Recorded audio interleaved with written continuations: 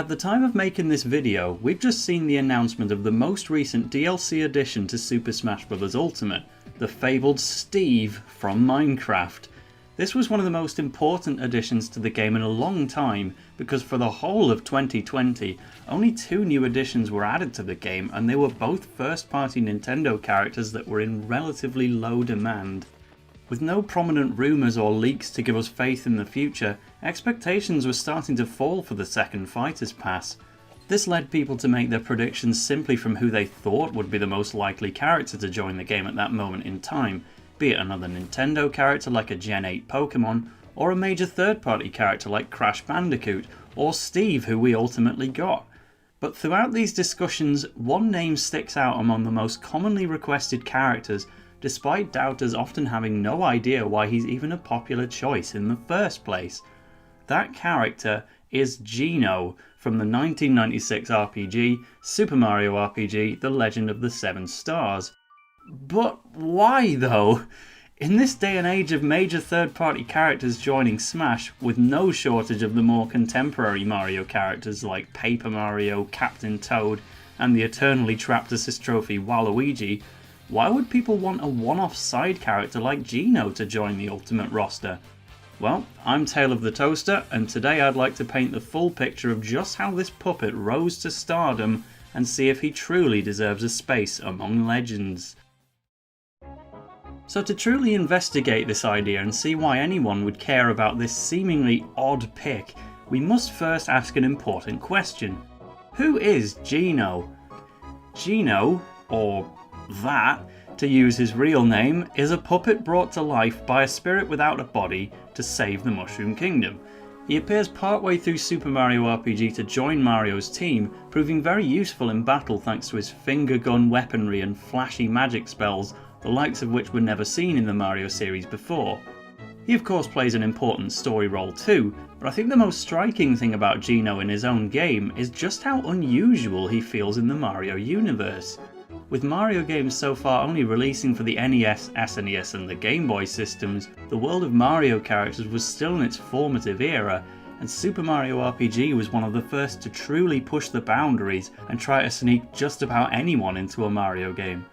Sure, we had other original characters earlier in the same game like Mallow and some of the NPCs, but nobody stuck out quite like Geno. It's almost like he was from another RPG altogether.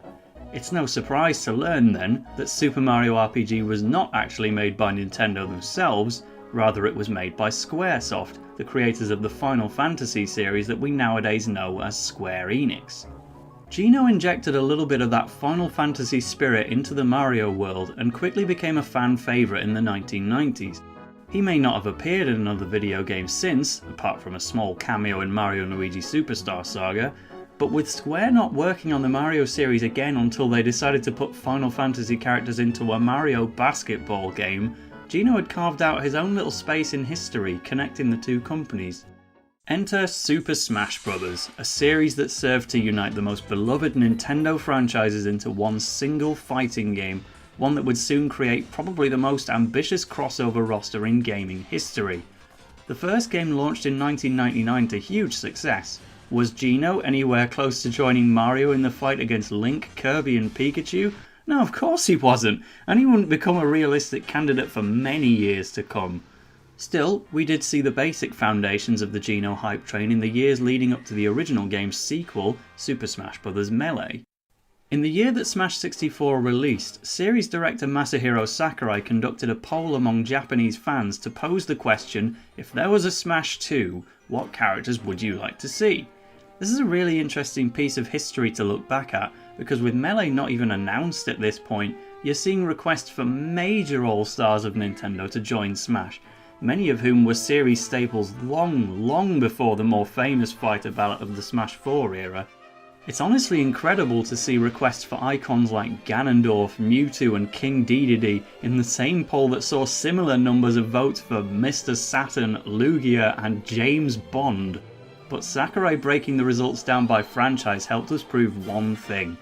Even back in 1999, in the same popularity poll where Bowser, Peach and Wario were still candidates to become playable in the Smash Bros. Series, Geno was already the 8th most popular pick for a new Mario series edition. It makes some sense. Super Mario RPG was our only example of a Mario RPG at the time, and it even had a sequel on the horizon before said Super Mario RPG 2 would later release as the clearly very Geno-free game Paper Mario. Does this 8th place finish among the Mario cast mean a lot in the long run? Not really. To even finish this high up the poll, Geno, alongside Mallow from the same game, collected a total of only 5 votes. This is compared to the 60 plus for Peach and Wario respectively and 169 for Bowser, while Geno even finished below the likes of Kamek and a normal Goomba and Koopa Trooper along the way. 5 votes was not going to get Geno into the second Smash Bros. Game ever, but it was nice to see his first official mention as a fan request. Time passes by and a third Super Smash Bros. Game is announced for the Wii, Super Smash Bros. Brawl, and this is where something truly changed. Sakurai totally reinvented our perspectives on his previously all Nintendo lineup by introducing a third-party character to Smash for the very first time, with Solid Snake joining the Brawl in what may still be the most unexpected addition of all time.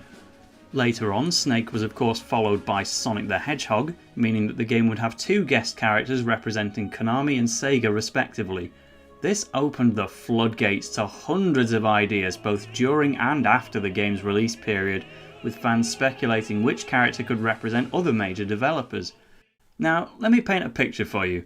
In this modern day where Super Smash Bros. Has previously unthinkable representation from franchises like Persona, Fallout, Undertale, and even playable characters from Microsoft-owned franchises Banjo-Kazooie and Minecraft, yeah, the floor is open to just about anyone joining the game now. We live in a world where Master Chief and Doomslayer are thrown into the mix as realistic candidates for Smash. How crazy is that? People nowadays will laugh in the face of fan-made rules on who can and can't join Smash. Most recently the perception that a character added to Ultimate as a spirit could not become a playable character, which Min Min dispelled earlier this year. Not to mention characters like Ridley and Villager, who were actively denied as fighter candidates in previous games by Sakurai, but they're now in the game too. The so-called rules touted by fans no longer hold any weight, and you have to reach the realm of anime characters like Goku and perhaps the Disney-owned Sora to even think, yeah, there might be a problem here. But back in the Brawl days, the speculation scene was tightly governed by those fan-made rules, because there was no precedent to show us what was truly impossible and what was just unlikely. And thanks to Brawl being the first release in a truly online era, the discussions really got their mass appeal here. So, Konami had a fighter with Snake, Sega had Sonic. If Capcom got one, it was probably going to be Mega Man. If Namco got a fighter, it had to be Pac-Man. This was all universally accepted. But among the same level of these legendary developers was Square Enix, the only major company of the bunch with significant reason for doubt on who could actually represent them. When discussing a mascot character for each franchise, undoubtedly the top dog of Square Enix was Cloud Strife from Final Fantasy VII, their most iconic character with the biggest impact on the gaming industry. Without a doubt, he was candidate number 1 in an ideal world. But we had yet to reach that ideal world. Simply put, the world believed that Cloud Strife in Smash Bros. Was an impossible dream, all for one reason. Cloud had yet to appear on a Nintendo console. In hindsight, Snake being the first third-party rep should have been a big clue that this shouldn't matter, but with Smash Bros. Recently transitioning from all Nintendo characters to Nintendo characters and a couple of third parties, it was firmly believed that in order to join this elusive club of what was still only 35 characters back then, any third-party rep had to have strong ties to Nintendo. No other Final Fantasy character would suffice, it had to be Cloud. But without even one Nintendo game to call his own, we just accepted that Final Fantasy would not be joining Smash anytime soon. The best hope that we had was Black Mage, if anything because he was the Final Fantasy rep in the Mario basketball game that I mentioned earlier.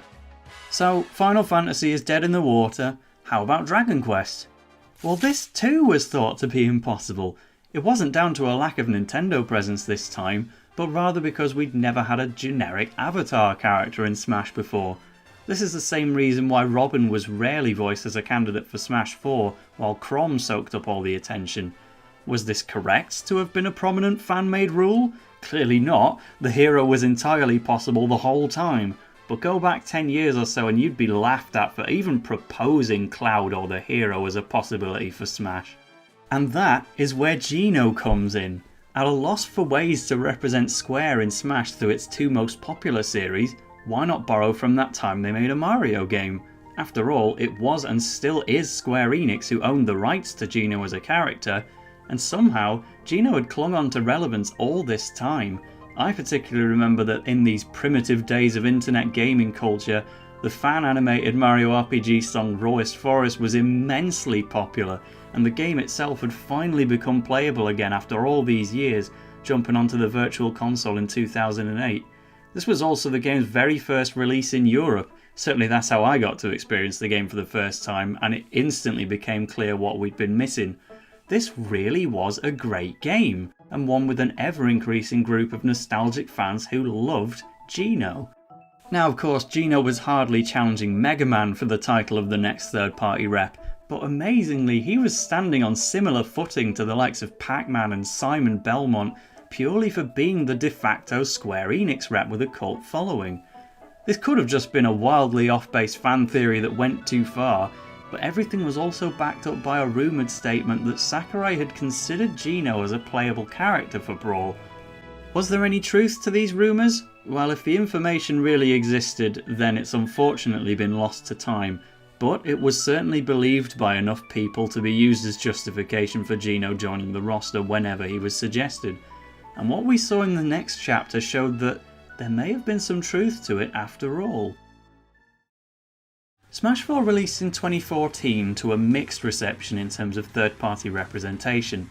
Mega Man had taken his rightful place as the third non-Nintendo character. Meanwhile, Pac-Man joined from the newly recruited Namco Bandai, who had helped to co-develop the games. Snake, meanwhile, was nowhere to be found. It almost seemed as though we were going to fall back into the days of the rules, where only the most intrinsically Nintendo third-party characters could join the game, but that is exactly what made Cloud's reveal trailer late in 2015 so satisfying. The supposed obstacle of no Nintendo appearances had finally been broken at this stage thanks to two passing appearances in the Theatrhythm 3DS spin-offs, plus the new Final Fantasy Explorers game that had been revealed in literally the exact same Nintendo Direct. But before that Direct, Cloud had almost fallen back into impossible status again. Him joining the game was a magical moment, one of the most treasured in Smash history, but also one that could have served to shatter the dreams of Geno fans around the world. Thankfully, Masahiro Sakurai was not about to let that happen.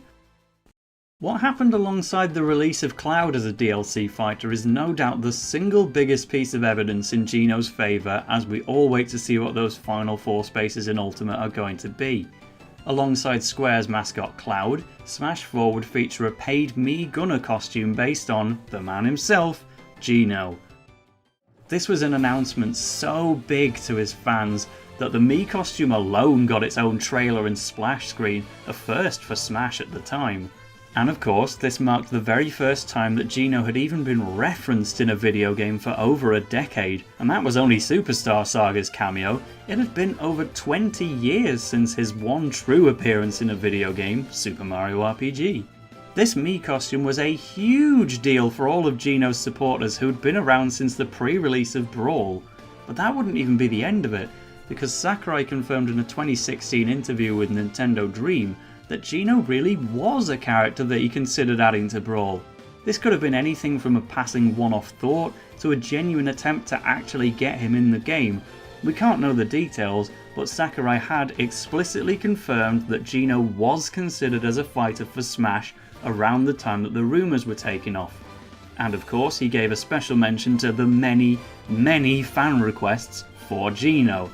There was no going back from here. With genuine real-world evidence to show that Geno had a shot at Smash Bros, he only became more popular, no doubt becoming a heavily requested pick in the official Smash ballot, while Geno continues to rank very highly in all of the fan-conducted popularity polls. The days of Geno being a what-if theory, a rumoured consideration for Brawl, a substitute for Cloud Strife were gone. Geno was now simply a character that thousands of people wanted in Smash.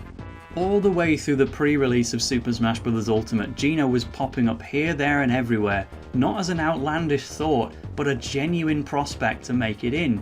Whether we're talking about fans who wanted Geno to join the game, or the people who outright didn't want him in Smash, suddenly Geno was being discussed as a likely addition.